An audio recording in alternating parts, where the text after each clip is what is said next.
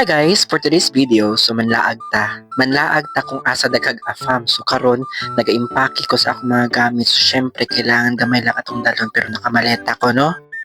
So at this moment guys, padulong ta sa airport. So at this moment pod wala pug koy kaon. So sayo kaayo mi nagbiyahe. First trip. So mamahaw sa ta diri nga side og syempre magkapi-kapi sa ta para gising ang umaga.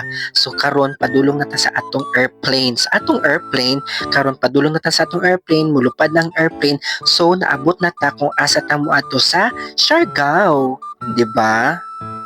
So bago mo mugawa sa ilang airport, magbayad sa mga 20 pesos para sa ilang environmental fee og musakay tag van padulong sa Siargao mismo na lugar. So karon natat sa atong accommodation ang Tropical Temple Siargao. So karon nakita na to ang ilang view. It's very solemn and it's very nice and very accommodating people. So as you can see, the area is very clear and very basta nice kayo siya guys. So karon mo ato ta sa ilahang side pool or sa ilang pool side pool side balik-balik tanawan ninyo ang view murag paglingkod pa lang nimo oy na Americana. So karon nakita nato ilang view, nice kaayo siya, murag gani kag nasa forest, diba? Sumato ta sa ilahang room, pagsulod pa lang nimo sa ilang room, charan, so cubicle gina siya guys, pero in fairness dili lang ka makita og medyo mura lang siya and affordable lang gid siya, mura affordable pareha man siya no, pero nice pud siya. So on our first day, mag-rent sa tag motor worth 500 pesos a day. So manlaag ta sa ilahang area. So padulong ta dito sa kung asa daghang mga souvenirs. Mananaw ta dito. So bago ka mosulod sa ilang mga tindahan, kailangan ibilin sa nimo ang imuhang tsinelas.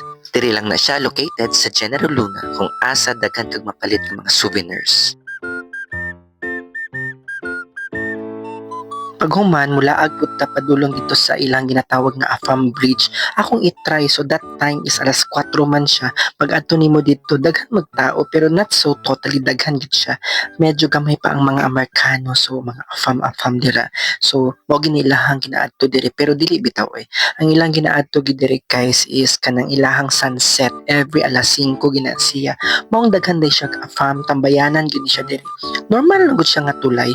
Murag normal lang gid siya. Makita lang nimo ng mga tulay-tulay dira. So kana siya, wala pa gid siya afam. Mura tag naghulat diri og kuano. So karon moadto na punta sa ilahang Cloud9 Boardwalk. So unsa man ang Cloud9 Boardwalk?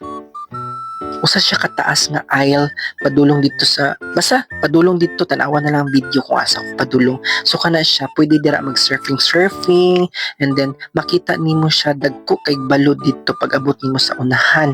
So pwede ka magpa-picture, mag-pictorial and everything. So makita nimo dira daghan jud. At pagkagabi ana guys, madto mi dito sa Siargao Beach Club kung asa na adoy foam party. So that time, so ayan, daghan na kasyag tao. So let's party! So every Saturday na siya guys, mag-party ta dire.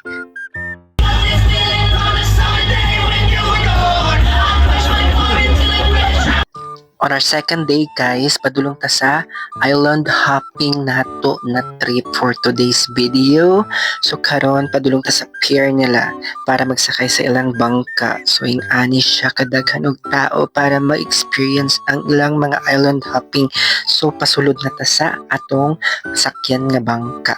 So as you can see, daghan ta mga kwan. So syempre kailangan mag sunscreen ta para dili masira, pero sira na gud ang skin, pero bitaw daghang afam. Oh my goodness, di ba? Kaswerte ba? Tapat ang mga afam. Say hi guys! O, di ba? So sa atong first stop guys, nata diri sa Naked Island. So nga nang gitawag siya nga Naked Island, it's because wala siya mga punuan and everything, puro tao lang makita. Pero as of now, high tide man good siya. So gamay lang gid ang ayang island na makita nato dito. Pero kung low tide siya guys, taas gina siya nga island. Mo ang ginatawag siya Naked Island day. So yung anak, dapat naked po ka dito, walay ulaw. Hala, paghubo, di ba? So kay wala man tay mabuhat, magsiram tag picture, karon mangita na pud tag-afam, mag-afam hunting ta diri. So nakoy nakita nga isa lang yun. Siya lang gid ako napansin kay mura gid siya si Clark Kent as Superman. As you can see, he's coming. So see, na siya kauban, so kana siya. O di ba? Wow, oh my goodness. So atong next stop guys is padulong ta sa atong adtuan na snorkeling area. So, pwede ka mag-snorkeling. But me, I don't like it because I don't know how to swim. Oh my goodness. So, our third stop is going to Daku Island. So, dili ta mag-lunch, guys. So, as of this moment, padulong ta dito para mag-eating-eating. So, swim-swim sa takadali before waiting for our food. Diba? So, kani among food karon mga seafood, mga pancit, and everything. So, mag-post-post ata after eating while waiting. So, next stop nato is padulong ta sa Secret Island Bar. So, kani siya. Pwede ka mag-swimming diri, abi ni maglalom, pero mabaw ra gyud ni siya kaayo. So next stop nato is ang Goyam Island. So diri nga side, guys, nag-rent ko og drone for worth 300 pesos lang naman para napot tayo ma-experience na show di ba? Ana. So kana lang for the char. So on our third day, guys, mag-land tour ta. So karon padulong mi dito sa atong adtuan. First stop nato is ang Secret Beach. Ganun gitawag siya nga Secret Beach kay pasulod pa man siya. Pero as you can see, makita nimo ang lawa dira and mga lubi, daghan kayo siya diri, guys. So pwede ka mag-pictorial. So next stop nato is ang Siargao Mountain View. So makita nimo ang view dira nga side and pwede po ka mag-rent out drone. Human drone din na siya actually, guys. So, na-experience po nako. And next stop nato isang Maasin River. So makita nato ang river. Syempre maasin nga, di ba? So pasulod na siya. So mahadlok ko diri nga side kay syempre basi matuwang or mahugno ang among gisakyan nga bangka nga walay pako-pako. So hilom-hilom ra ko dira, guys. Wadyo ko nagluhag kay basi mabalintong ang amo ang gisakyan nga bangka.